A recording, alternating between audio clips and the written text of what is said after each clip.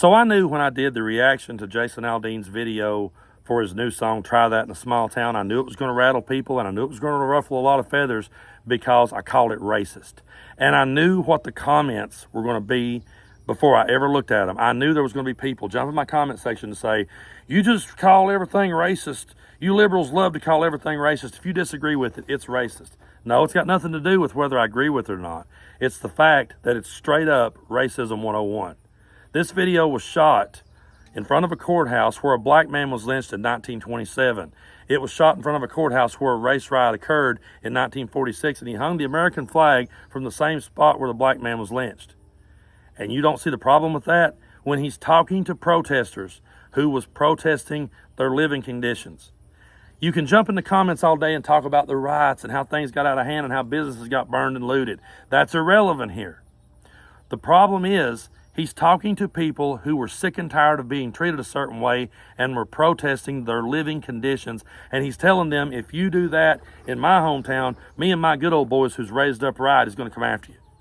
You know, some of the best music that's ever been made has been protest music. And protest music is anti-establishment. This is not a protest song. This is not an anti-establishment song. This is a pro-establishment song. This is defending the status quo. This is saying, get in line, live the way that we tell you to live, because if you try to protest, we're going to shut it down. That's what makes it racist.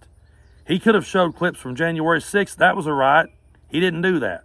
Why? Because it wouldn't fit the narrative he was going for. The narrative he was going for was to tell black people that they couldn't protest, and he can deny it all day long and sit and say how that's not what he meant to do, but it's clearly what he meant to do. And for those of you who have a problem with what I'm saying, and for those of you who have a problem with people calling things racist, I want you to understand something about people like me. I grew up in the Bible Belt, right here in southeast Tennessee, southeast Kentucky, right on the damn line, okay? I grew up in a very Bible Belt part of the world. And a lot of things that I had to face in this world growing up about racism was uncomfortable for me to learn. There were certain things that I was taught from childhood that I had to realize wasn't true. The idea that this was my heritage and not hate, and all the war for Southern independence and all the states' rights arguments that we heard over the years, we had to grow up and we had to face a bunch of uncomfortable truths that, hey, this isn't right. Hey, what we were taught was not right. And this is what this means in the grand scheme of things. And it wasn't easy when people like us grew up watching shows like the Dukes of Hazzard. And we had no mean intentions watching that. We had no bad intentions watching that show. We grew up listening to the great music of Leonard Skinner. I got Ronnie Van Zant on my fucking arm. I love Leonard Skinner. But we had to realize one day that, hey, this flag that this band has had flying behind them is wrong. There was a lot of uncomfortable shit we had to face and face up to and own up to. And there's a whole lot of little memorabilia sitting around our houses that we had to gather up and throw in the damn trash where it belonged. So to those of you that says you love calling stuff racist, I wished I didn't have to. I wished I lived in a world where I never had to make these damn points. But we do.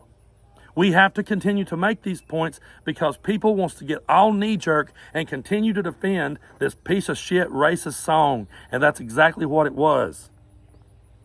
It was not anti-establishment, it was pro-establishment. And for those of you that wants to compare, what about the rap songs? The NWA wrote Fuck the Police. And that was about the police brutality that black people was facing. And if that song came out in 2020, you could convince people that it was written in 2020. Okay? That's how relevant the song still is. But it was an anti-establishment song speaking out against police brutality. What Jason Aldean's song is doing is saying, you guys get in line and you guys do everything we say, because if you try that shit down here, we're going to come after you. It may make a lot of you uncomfortable to hear it. It may make a lot of you mad, but it's the truth, and somewhere deep down in your gut, you know I'm telling you the truth.